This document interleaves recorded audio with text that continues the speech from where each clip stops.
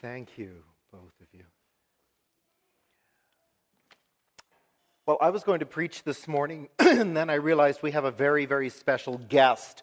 So I'm going to let her talk this morning. Would you please join me in welcoming Mary Magdalene? Thank you. Please have a seat, Mary. Oh, this is so exciting. We heard part of your story earlier, and so it is just wonderful to have you here. I understand, Mary, you were actually there at the tomb on that first Easter morning. And can you tell us what that would have been like? Certainly, I can tell you about that. To be really honest, it didn't start off as a very good day. You see, Jesus had been killed on Friday, and it was the worst day of my life. Well, the worst day of all of our lives. Okay, if I can just interrupt for a moment. When you say our lives, you're referring to yourself and the other disciples? Yeah, that's right. We couldn't believe that the Romans would kill Jesus. And yet, I suppose if we'd really thought about it, we shouldn't have been too surprised.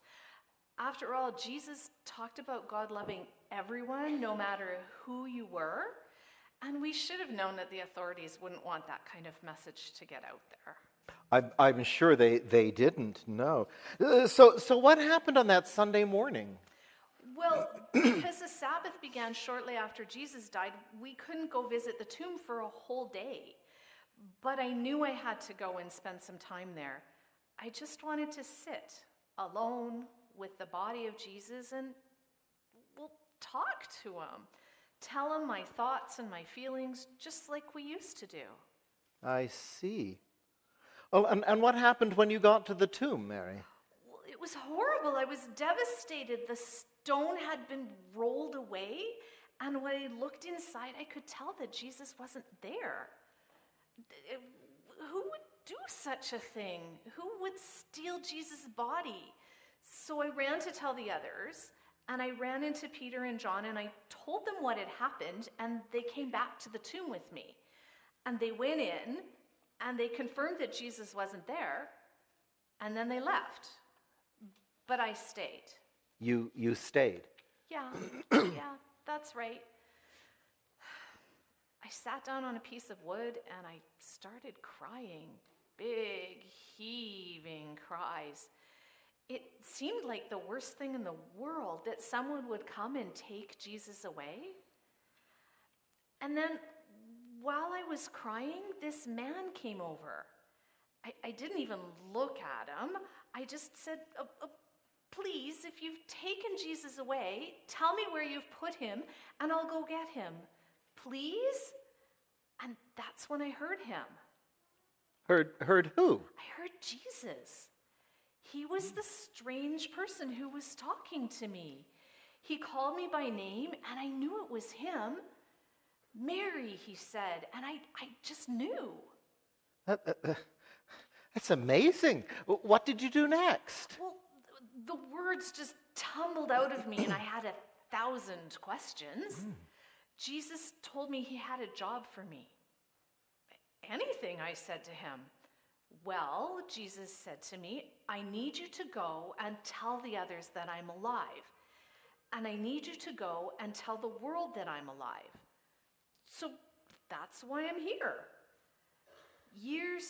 I want you to know that Jesus is alive, even now, thousands of years later. Whenever anyone's feeling lost or lonely or uncertain, they simply need to listen, and they'll hear Jesus calling them by name.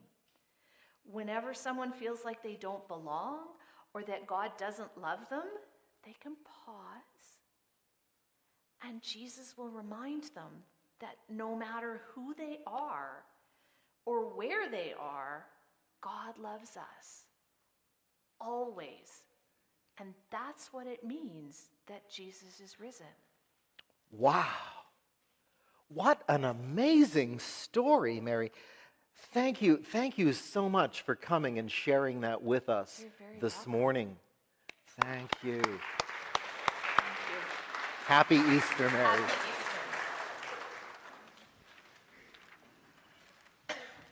We're going to sing a song that is not in either of your hymnals. We sang it a couple of times last year, and I think the choir knows it flawlessly. Just saying.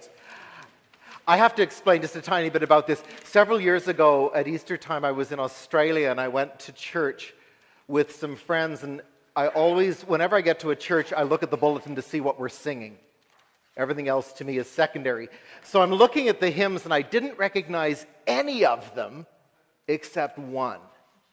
And it was the old Anglican hymn, The Strife is O'er, and it was the last hymn. And I thought, well, at least I know something. It's not my favorite, but it's something.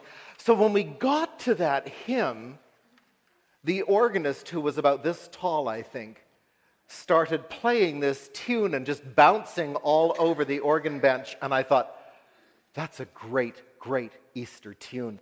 But I never cared for the words. So it has some new words that I've added to it. So I invite you to stand and let us sing together, Christ is Alive. If you're not sure of the tune and want to wait for the second verse to join in, that's okay.